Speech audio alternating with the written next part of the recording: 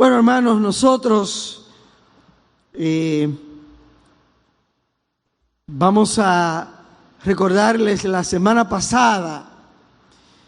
Estuvimos hablando por tercera semana consecutiva acerca de una porción de la Escritura que partimos como centro a Primera de Juan, el capítulo 4, y allí estuvimos dilucidando algunos asuntos acerca del tema que Dios nos ha permitido compartir con ustedes. ¿Recuerdan ustedes cuál es el tema que hemos estado tratando de compartir? La apostasía. La apostasía. Y en este sentido hemos visto la apostasía como una negación de la verdad de Dios. Hemos visto la apostasía como una desviación de la verdad de Dios. Y en tal sentido, quiero, hermanos, decirles que dejé como punto para el día de hoy, para la agenda que íbamos a trabajar en la mañana de hoy, el tema, la historia de la apostasía. Y les dije que en este aspecto de la historia de la apostasía íbamos a mostrar que el fenómeno de la apostasía fue mucho antes, fue en la eternidad pasada, mucho antes que apareciera el ser humano sobre la faz de la tierra.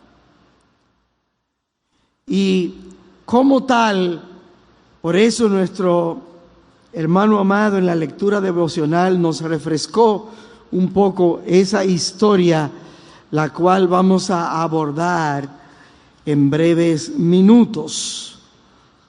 Mientras tanto, quiero volver a recordarles a ustedes que este espíritu de apostasía, que es un espíritu de error, de falsedad, de mentira, de engaño, tiene su origen en un ataque contra la verdad. Contra la verdad. Hay una confrontación para hacer dudar, para engañar a creyentes y a no creyentes, con tal de mantenerlos esclavizados en el error. Hermanos, vivimos en tiempos donde hay una clara intención que busca eclipsar la verdad, llenarnos de incertidumbre, de dudas, tiempos llamados tiempos de la posverdad. Ese es un término filosófico que enreda a cualquiera. Miren, no hay una verdad después de la verdad. Eso no es verdad, solo hay una sola verdad. Pero el mundo en su perspectiva de confundir, habla de posverdad. Sin lugar a dudas, esta realidad afecta también a la iglesia, que como sabemos, según 1 Timoteo capítulo 3, el versículo 15, la iglesia que es columna y baluarte de la verdad. Luz es la iglesia, es el creyente para confrontar el mal que existe en la sociedad y en el mundo. La iglesia debe ser un instrumento revelador de la verdad de Dios para confrontar el error, la falsedad y el engaño. Déjeme decirle La iglesia en sentido general, no estoy hablando en este momento denominacionalmente, sino estoy hablando de la iglesia en su totalidad, en su conjunto. La iglesia ha ido perdiendo credibilidad y peso, tal como testifica el profeta Oseas en su capítulo número 4, a donde les invito a ir conmigo en este momento. Vaya al libro de Oseas. En el Antiguo Testamento, el profeta Oseas. Vaya allí en el capítulo 4, versos del 1 hasta el 6. Oseas capítulo 4, versos 1 hasta el 6. Lo voy a leer y luego vamos a ir viendo algunas particularidades que nos van a ir adentrando, nos van a ir poniendo en el tema donde nosotros queremos llegar en esta mañana. Oiga cómo lo expresa el profeta Oseas. Dice: oíd palabra de Jehová, hijos de Israel, porque Jehová contiende con los moradores de la tierra. Jehová, ¿qué es lo que hace? ¿Qué es lo que hace Dios? Contiende con los moradores de la tierra. ¿Por qué contiende? Dice, porque no hay verdad, ni misericordia, ni conocimiento de Dios en la tierra. Verso 2. Perjurar, mentir, matar, hurtar, adulterar, prevalecen, y homicidio tras homicidio se suceden, por lo cual se enlutará la tierra y se extenuará todo morador de ella, con las bestias del campo y las aves del cielo, y aún los peces del mar morirán. Ciertamente, hombre no contienda ni reprenda a hombre, porque tu pueblo es como los que resisten al sacerdote. Caerás por tanto en el día, y caerá también contigo el profeta de noche, y a tu madre destruiré. Mi pueblo fue destruido porque le faltó conocimiento. Por cuanto desechaste el conocimiento, yo te echaré del sacerdocio, y porque olvidaste la ley de tu Dios, también yo me olvidaré de tus hijos. Yo no sé si usted al leer esto y al acabar de escuchar esto, yo no sé cómo usted se siente cuando usted observa este panorama. Así Dios estaba describiendo la situación en ese tiempo sobre la nación de Israel. Esos son los cargos que se presentan en contra del pueblo, que Dios presenta en contra del pueblo de Israel. Perjurar, mentir, matar, falto de misericordia, homicidio tras homicidio. En nuestro país eso es cada vez más común. Ayer, creo, escuché a una persona candidata a diputada de un partido. Su esposo esperó que ella se durmió y fue tranquilamente con su revólver. ¡Pam, pam! 2 tiros.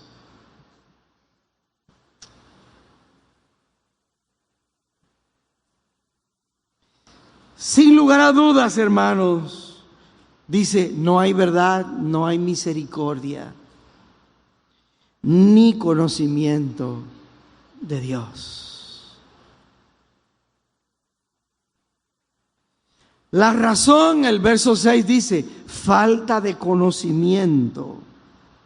Falta de conocimiento. Del conocimiento del Dios verdadero. El Dios que estableció como código al hombre, no matarás. No matarás. Eso fue Dios que lo dijo. No matarás. Pero ¿qué está haciendo el hombre? Sí mato. Sí mato. El que se pone conmigo lo mato. Pero Dios dice, no matarás. ¿Usted ve por qué dice el verso 1 que Dios contiende contra los moradores de la tierra?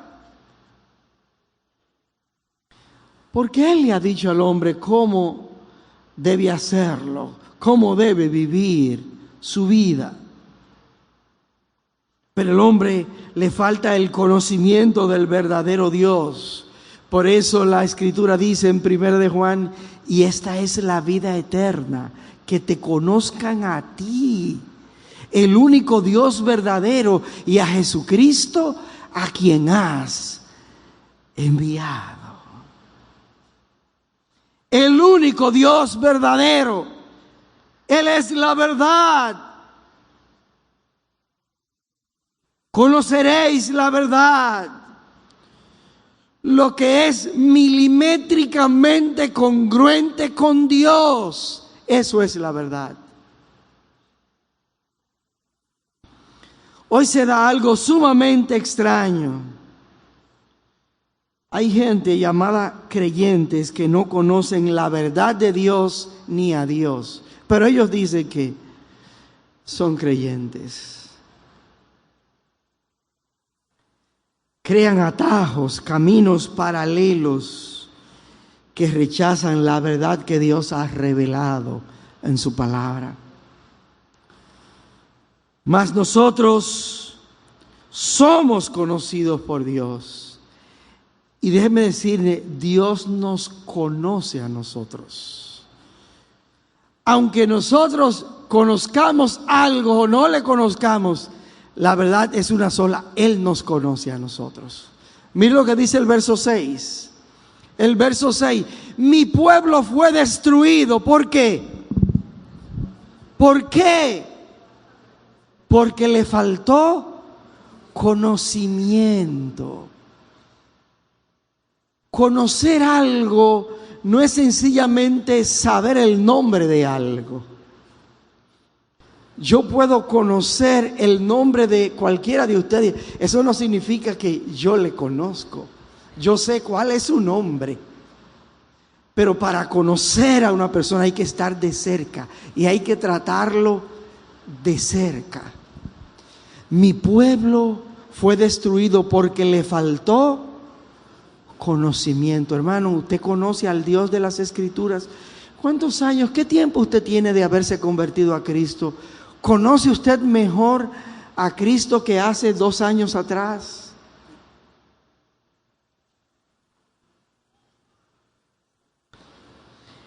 Hemos olvidado quién es Él en su esencia, en su naturaleza, en su palabra, en su ley.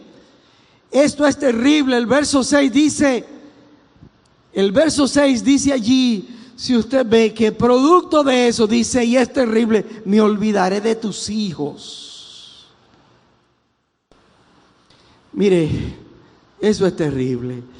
Muchos de nosotros ya hemos vivido más de la mitad de nuestros años de vida. Muchos de nosotros estamos ya más cerca de pasar la eternidad que de seguir viviendo aquí. Pero qué terrible es que cuando usted parta de este mundo, sus hijos, su descendencia, comiencen a pasar trabajos y a sufrir los embates propios de este sistema apóstata y que ellos no sean capaces de discernir lo que está pasando y se desvíen del conocimiento de Dios. No sé, hermanos, qué tanto estamos trabajando con nuestros hijos para que no se olviden de Dios. Para que no ocurra con nuestros hijos lo que Dios le está diciendo a Israel: yo también me olvidaré de tus hijos. Esa es una consecuencia terrible, terrible.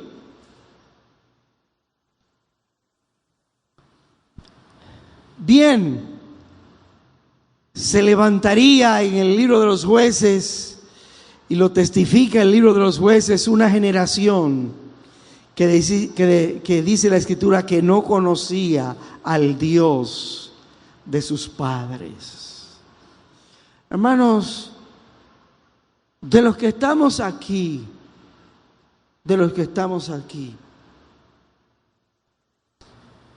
por favor, déme ver cuántos de los que estamos aquí tenemos hijos, somos padres. Gracias. Hermanos, este verso pone delante de nosotros una situación que debe hacernos pensar. ¿Conocen nuestros hijos al Dios nuestro? ¿Qué le estamos transmitiendo nosotros a nuestros hijos? ¿Es el Dios nuestro el Dios de la Biblia? ¿El Dios de la palabra? ¿Qué clase de Dios nuestros hijos perciben que nosotros seguimos y servimos? ¿Perciben nuestros hijos que nosotros estamos siguiendo y sirviendo al verdadero Dios? Mire este verso 6. Dios le dice a los padres de Israel: les ha faltado de conocimiento, les ha faltado celo por mí. Ustedes se han olvidado de mi ley, de mi palabra. Yo me olvidaré de sus hijos. Esto es terrible. Esto es terrible. Yo le voy a decir, miren, hermanos, padres aquí presentes, déjele a sus hijos a Cristo en su corazón y no luche por dejarle 2 millones de pesos en el banco. Luche por dejarle a Cristo en el corazón y no bienes materiales. No les digo que no, si usted puede dejarle, le deje algo. Pero lo principal es dejarle a Cristo en el corazón. La verdad de la palabra. Una de las grandes quejas de los padres en nuestros tiempos es cuando un hijo le sale terrible: yo tanto que he luchado por este muchacho, tanto que yo le he dado, tanto que me he matado por él o por ella. Sin embargo, mira.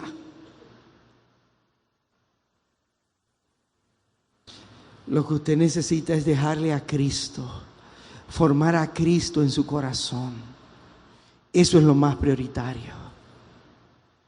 Lo he dicho aquí en otras veces. Cuando mi padre falleció,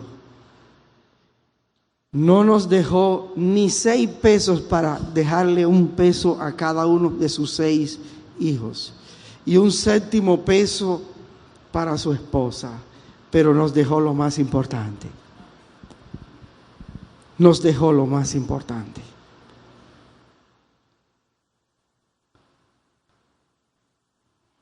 Esto es lo que se está resaltando aquí en el libro de Oseas. Los padres debemos ser un fiel ejemplo de la piedad. Debemos enseñar a nuestros hijos a Dios. Existe un movimiento que ustedes saben, muy famoso en nuestros días: con mis hijos no te metas. Así le decimos al Estado: con mis hijos no te metas. Ahora, si usted quiere que el Estado no se meta con sus hijos, pues entonces métase usted con los suyos. Enséñeles, instrúyales en la verdad, instrúyale. Estamos viviendo en una crisis familiar. Los últimos 100 años estamos viviendo en tiempos verdaderamente críticos.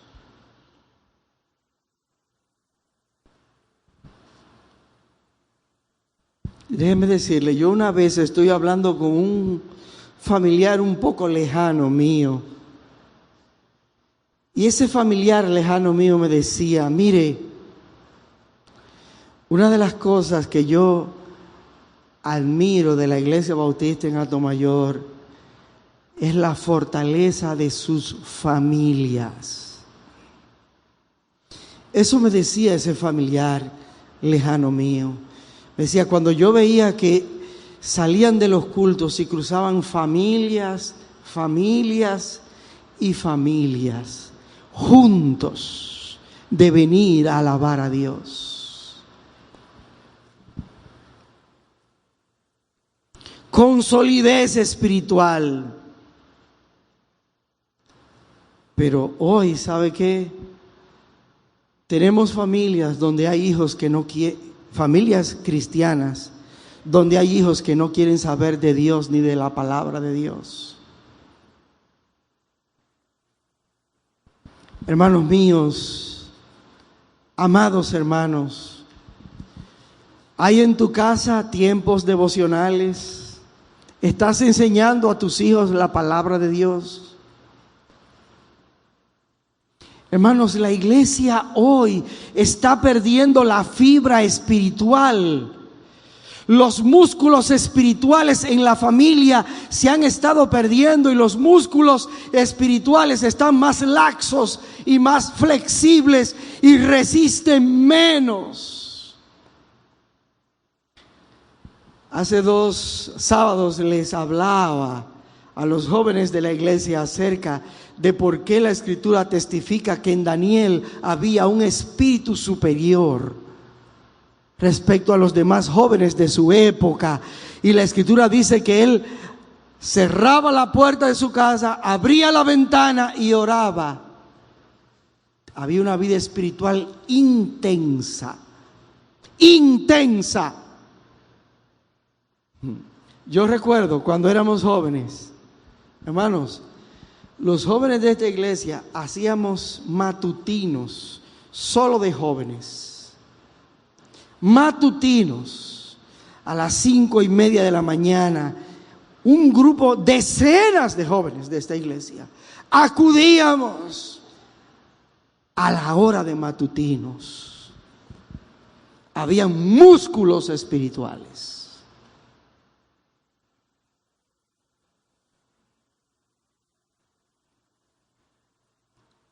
Hermanos, hoy hay declive espiritual porque hay una falta de celo por la verdad de Dios. Y usted sabe la historia estamos en este punto, pero usted sabe de dónde proviene eso. Hay toda una historia, hay toda una historia. Ezequiel capítulo 28, vaya allá. Ezequiel capítulo 28. ¿Cómo se genera la confrontación, la pérdida de amor por la verdad? ¿Cómo se ha ido perdiendo el amor por la verdad? ¿Qué fue lo que pasó? ¿Quién encabeza todo este movimiento de confrontar la verdad, de no amar la verdad, de rebelarse contra la verdad? Recuérdese que la apostasía no es más que un ataque a la verdad y a la autoridad. Ezequiel 28, los versos 12 en adelante, nuestro hermano amado leía esta porción de la Escritura donde se nos habla que Lucifer o Satanás es representado bajo la figura del rey de Tiro, del príncipe de Tiro, que estaba en todo su apogeo, que estaba floreciente en poder y en magnificencia. Y mire lo que pasó en este rey tan próspero, lo que frecuentemente también pasa con los seres humanos cuando se ven en estos momentos. Mira lo que dice el verso 12. Hijo de hombre, levanta endecha sobre el rey de Tiro y dile: así ha dicho Jehová el Señor, tú eras el sello de perfección, lleno de sabiduría y acabado de hermosura.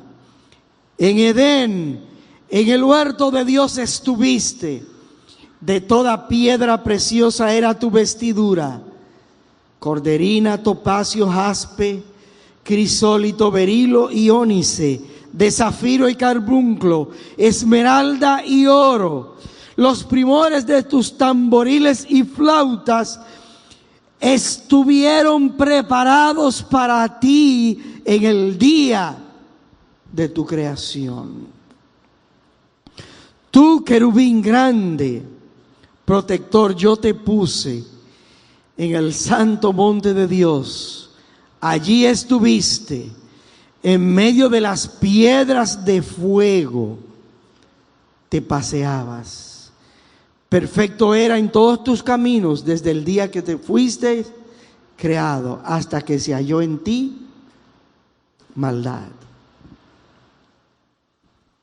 Hermanos, esta es la historia de la apostasía. Hubo un ser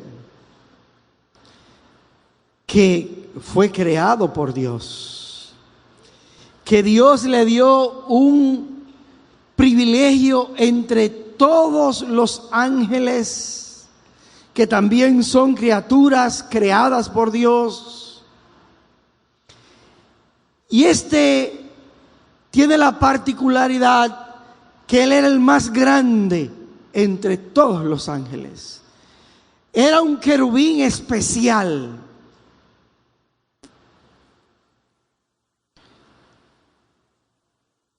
Pero mire, ¿qué pasó?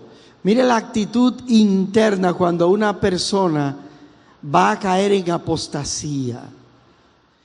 ¿Qué le pasó a este hombre? Perdón, a este ser, porque no es un hombre, es un ser espiritual.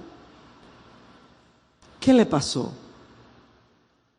Dice, se enalteció tu corazón. Se enalteció su corazón. La primera es una actitud interna de enaltecerse. ¿Qué significa enaltecerse? Colocarse por encima. Pero ¿quién es que lo colocan? ¿Los demás o él mismo? Él mismo se coloca. Él mismo. No son los demás, él mismo se coloca. Él se cree más grande. Él piensa que es más grande. Eso le pasó en la historia es el primer paso cuando viene la apostasía. La persona que le va a ejecutar está puesto en una posición de liderazgo. Y esa persona se enaltece.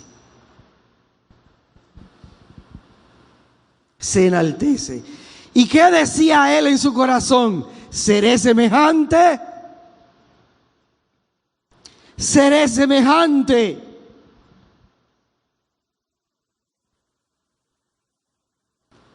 A pesar de tener esa posición privilegiada, él se atrevió a codiciar el homenaje que solo a Dios le corresponde. En vez de procurar que Dios fuese para él el supremo en su afecto, en el afecto de su propio corazón, y que su lealtad fuera indudable, procuró conseguir para sí mismo a los demás ángeles. Codició la gloria que solo le correspondía a Dios. Él la codició. La rebelión de Lucifer marca una lección importante para todo el universo a través de todos los tiempos. Aquí tenemos nosotros un testimonio terrible. El efecto de asumir la conducta pecaminosa. El resultado terrible de desechar la autoridad divina.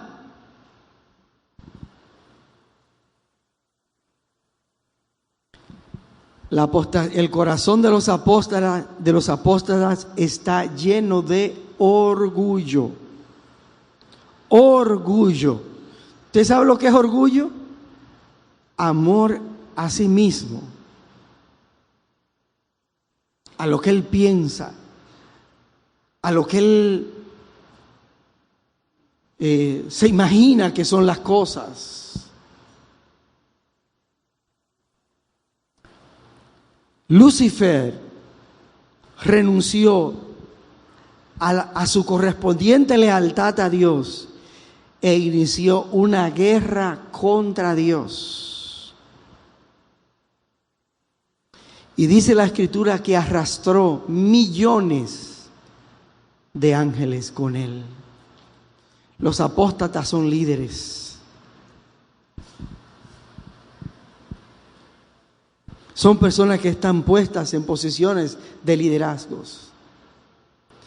Pero en vez de darle la gloria a Dios y reconocer que Dios es la autoridad, ellos se la atribuyen a sí mismos. Y guerrean entonces contra Dios, contra la voluntad de Dios, contra la verdad de Dios. De allí fue que Lucifer luego se convirtió en ¿quién? En Satanás. Hay un estrecho, cuando él fue creado se le llamaba Lucifer, ángel de luz, pero él se convirtió en el tiempo, ¿saben quién? En Satanás, en un opositor, en un adversario de la verdad. Y se rebeló. Por ello es un ángel caído y hoy encabeza el error y el engaño. Por eso Ezequiel dice, hasta que se halló en ti maldad. Maldad. Fue creado para dar gloria a Dios. Poco a poco fue buscando el honor que solo le toca a Dios. Se llenó de orgullo y egoísmo. Arrastró consigo muchos ángeles. Y esos ángeles llegaron a honrarle a él y no a Dios. Mira lo que dice Ezequiel 18, 17.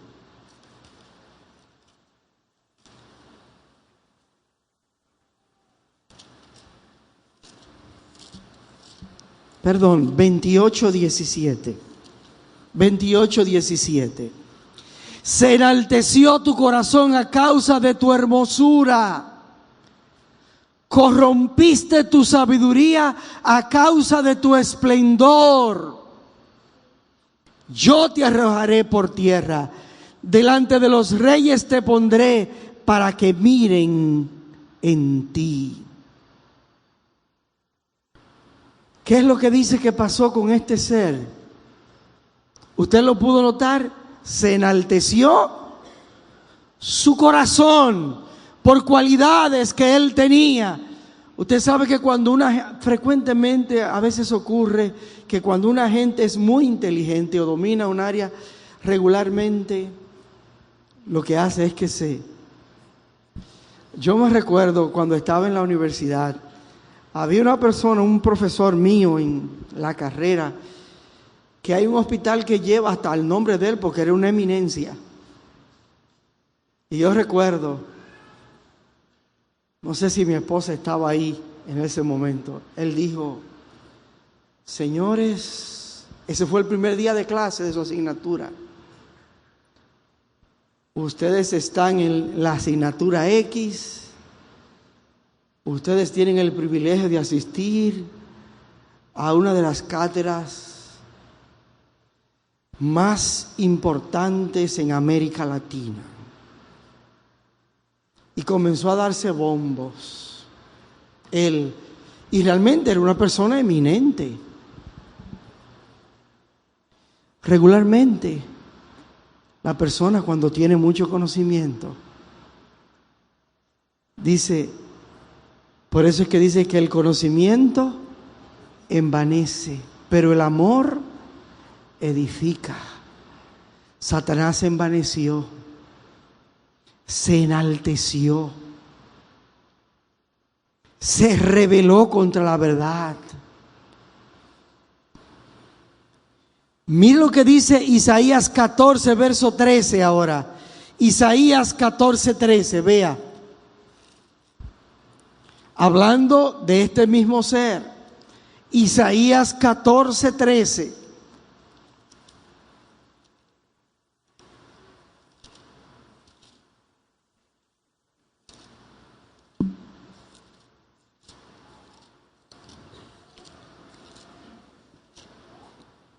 Dice allí la Escritura: tú que decías en tu corazón, subiré al cielo, en lo alto, junto a las estrellas de Dios, levantaré mi trono, y en el monte de Dios me sentaré a los lados del norte.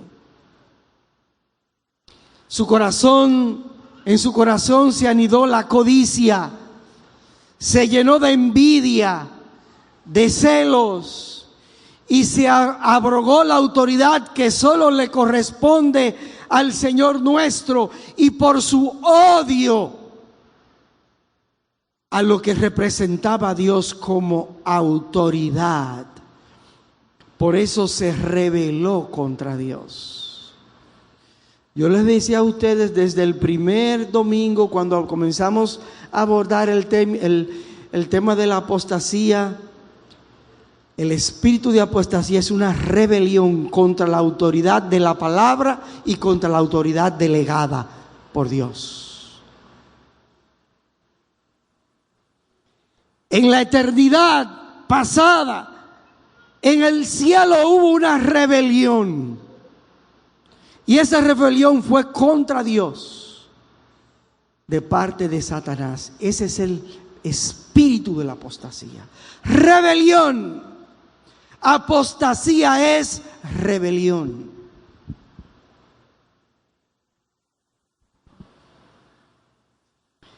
Sin lugar a dudas, mis queridos hermanos, apostasía es rechazar la autoridad. Adán, Saúl, Faraón se sublevaron, resistieron la autoridad.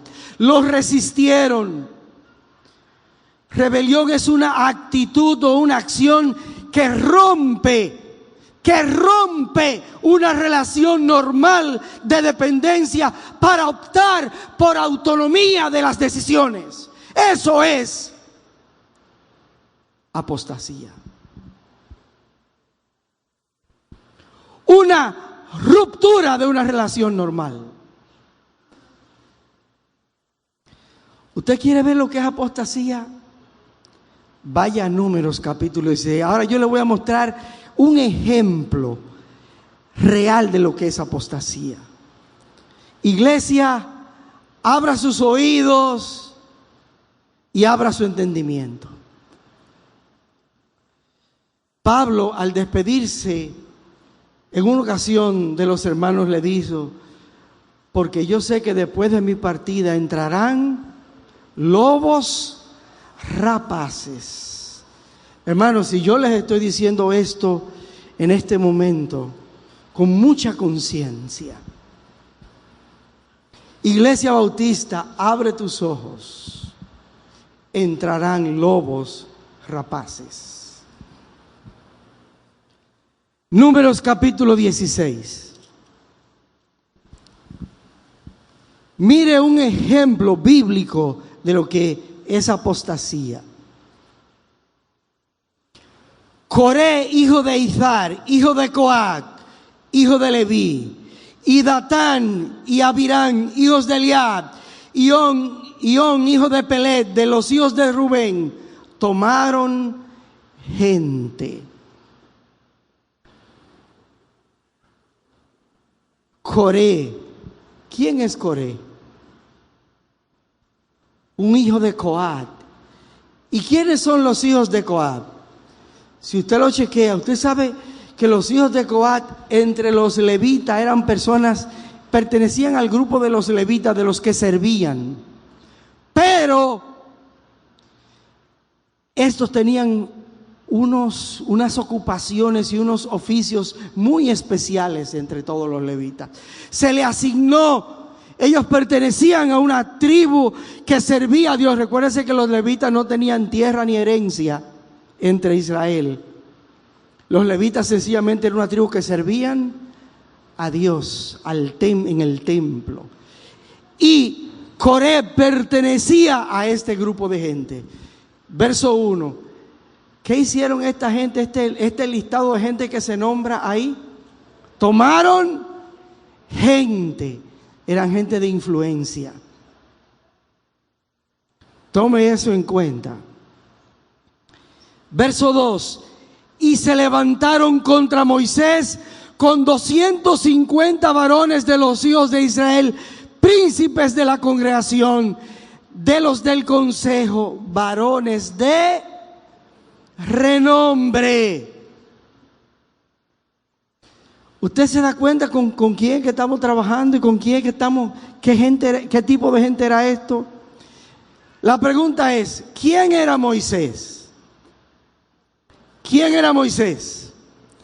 El siervo de Dios, el líder que estaba guiando al pueblo de Israel desde Egipto hasta la tierra prometida. ¿Contra quiénes fue que se levantaron Coré y esos 250 hombres de renombre, de los principales, del consejo de Israel, que estaban puestos en posiciones relevantes? ¿Contra quiénes se levantaron? Contra el siervo de Dios. Contra el siervo de Dios. Ahora note cómo lo hicieron. Atención, atención, mucha atención, porque esto es apostasía pura.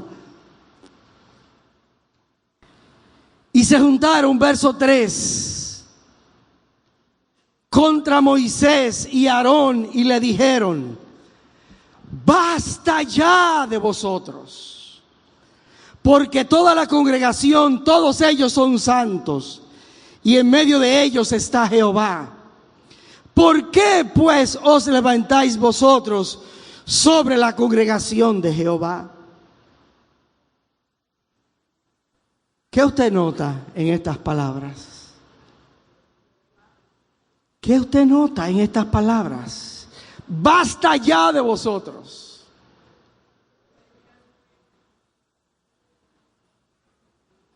Yo le pregunto, ¿Moisés se puso como líder de la nación de Israel o fue Dios quien lo puso? ¿Cómo fue? Entonces, ¿por qué ellos personalizan la cosa y dicen, basta ya? Como si era que Moisés y Aarón se habían puesto ellos mismos. No, fue Dios quien los puso. Tenga cuidado con eso. Yo les decía, la apostasía es una rebelión contra la autoridad delegada.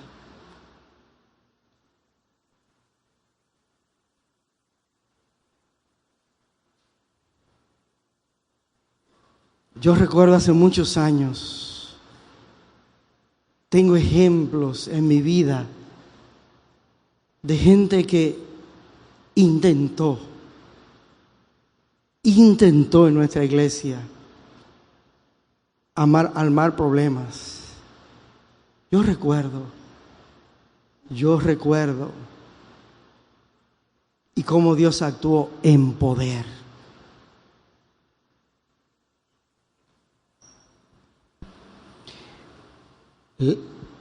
Coré, Datán y Abirán,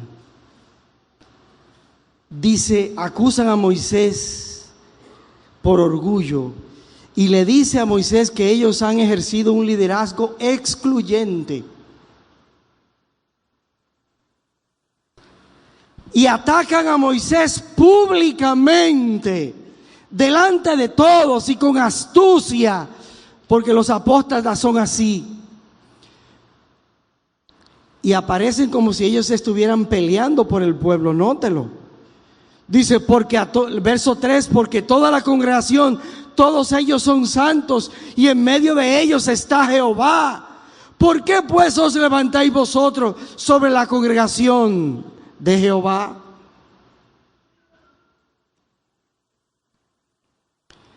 ¿Qué era lo que buscaba Coré y esos 250 hombres? Ellos buscaban ser los líderes del pueblo. Y atacaron a Moisés públicamente. Lo desafiaron, lo acusaron.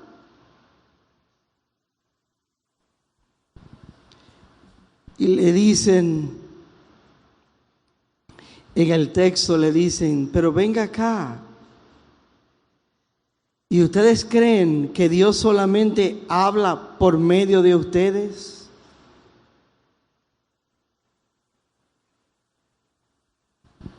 No, Moisés, Dios nos habla a todos los que están ahí son santos y tienen al Espíritu Santo.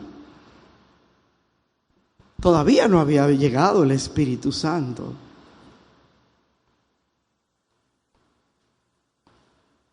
Pero ellos son santos y acusan a Moisés de ser egoísta y orgulloso.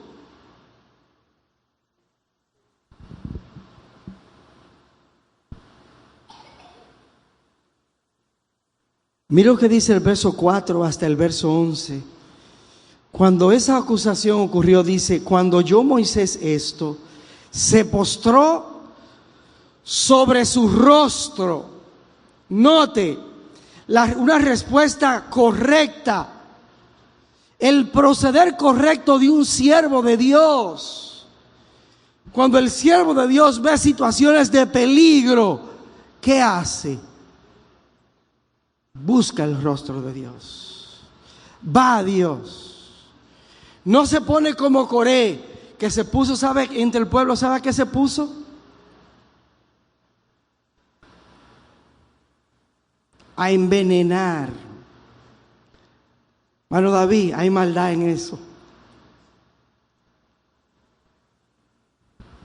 A eso se puso Coré, para arrastrar gente tras sí. Miren, la murmuración, si hay una cosa que hace daño en una iglesia, se llama la murmuración. Eso acaba los grupos. Yo he visto iglesias que se han destruido por gente de una lengüita.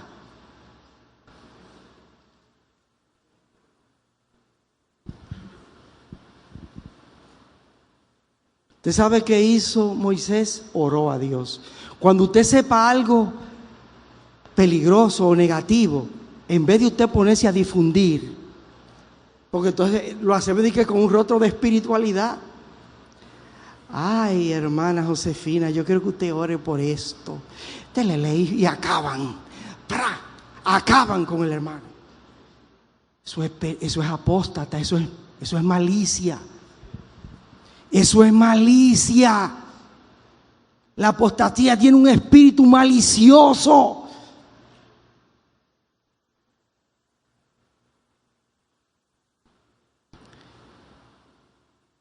Mire, Coré criticó al siervo de Dios, murmuró.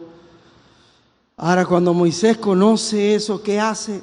Va a Dios en oración. Mire lo que hacen los verdaderos siervos y los verdaderos hombres de Dios. Van al Señor y le dicen las cosas al Señor. Verso 5, después que oró, dice que se postró sobre su rostro. Es un acto de humillación. Mire, Lo que regularmente ocurre en el espíritu apóstata es que cuando me murmuran y me critican, entonces yo por otro lado salgo a criticar al que me está criticando. Ah, si este me está acabando, yo lo voy a acabar a él también. Es un espíritu apóstata.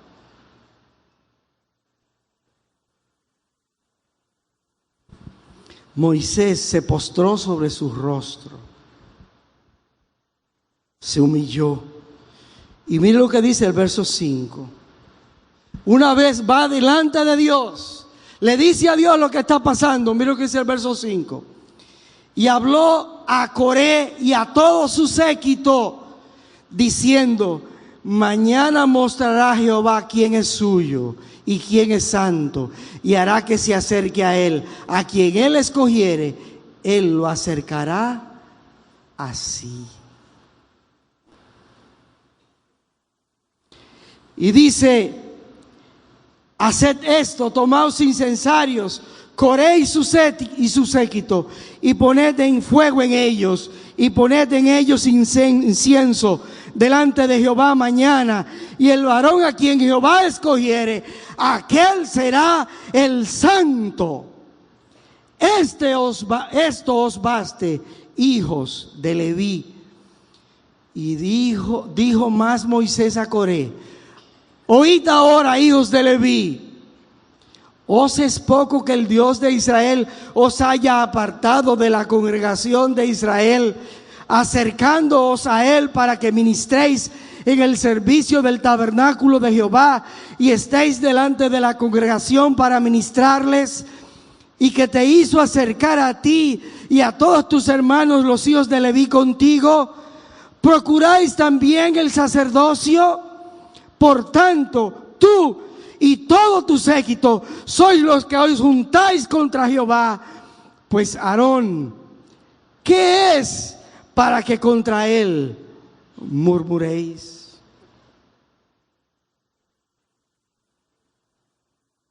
¿Usted entiende esto, mi querido hermano?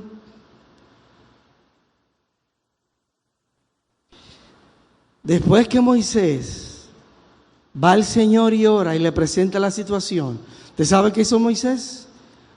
Confrontó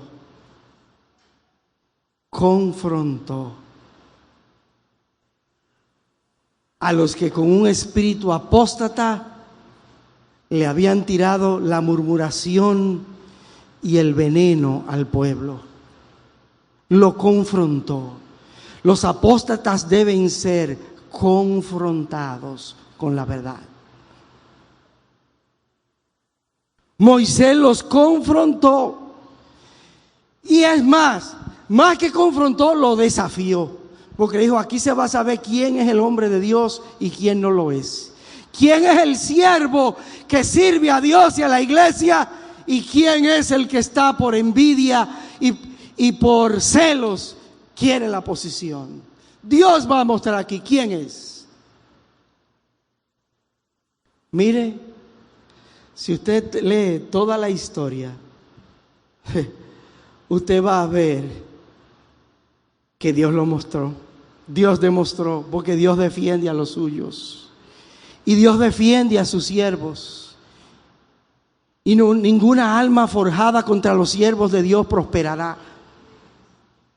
Cuando esos siervos confían en Dios y esperan en Dios. Y esperan la solución de parte de Dios.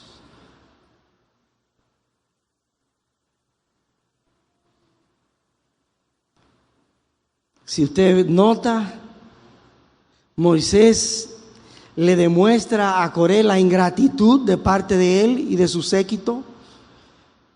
Porque déjeme decirle, Moisés le mostró, si usted ve, le dice: ¿y es poco que Dios le haya escogido a ustedes también para que sirvan en el tabernáculo? ¿O ustedes creen que eso es una tarea que Dios se la da a cualquiera? Ustedes deben considerar que Dios los ha puesto a ustedes en un lugar especial. Pero lo confronta y le dice: ustedes han sido ingratos delante de Dios.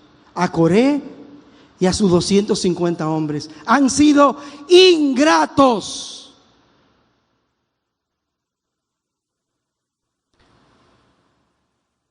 ¿Cuál fue el método de Coré? Acusación, intimidación, arrastrar a la gente, envenenar a la gente. Y luego, mire, cuando le tocó intervenir a Datán y a Abirán en los versículos del 12 al 14, que Datán y Abirán representan a los que se rebelan contra Moisés, Datán y Abirán lo que hacen es revelar un corazón rebelde y divisivo. División. Moisés no cogió miedo. Moisés aceptó el desafío. Moisés lo aceptó.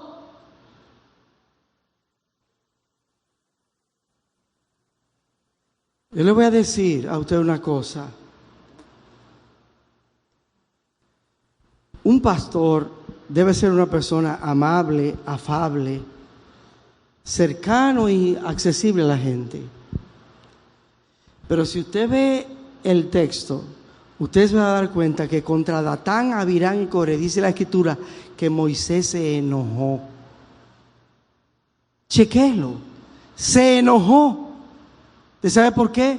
Porque el pastor cuando ve lobos tiene que enojarse y luchar contra ellos y perseguirlos y o alejarlos o darle su riflazo. Contra los apóstatas, los pastores deben hacer lo mismo.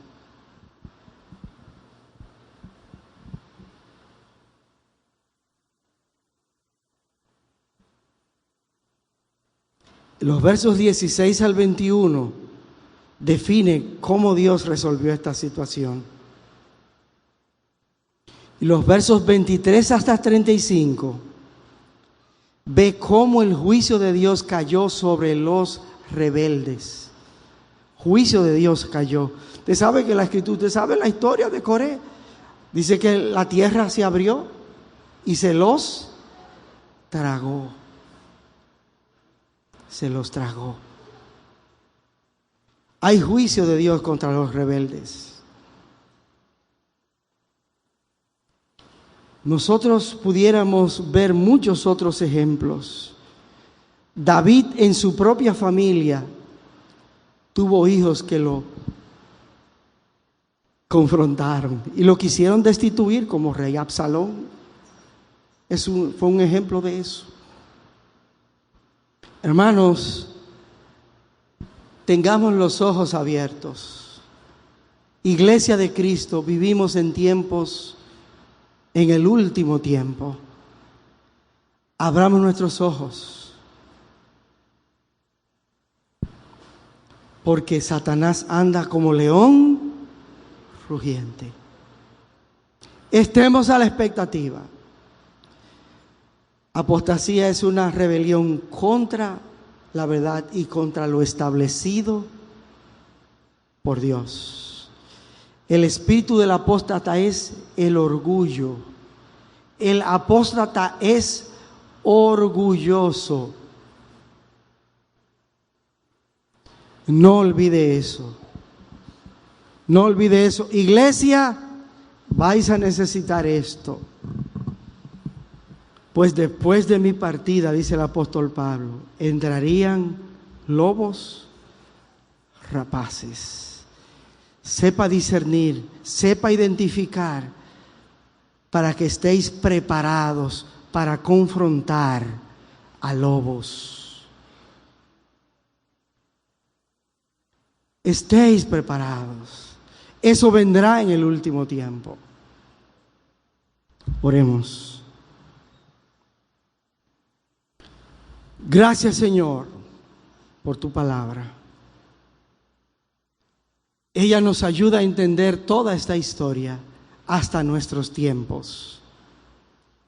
Ayúdanos, Señor, a entender esta verdad, a tener nuestros sentidos espirituales bien ejercitados, para que en el tiempo de dificultad en que vivimos, este tiempo de apostasía, de rebelión, nosotros sepamos cómo vamos a trabajar este tema. Gracias por ser quien tú eres. En tus manos nos ponemos, Señor. Esperamos en ti y nuestras fuerzas vendrán de ti. En el nombre de Jesús. Amén.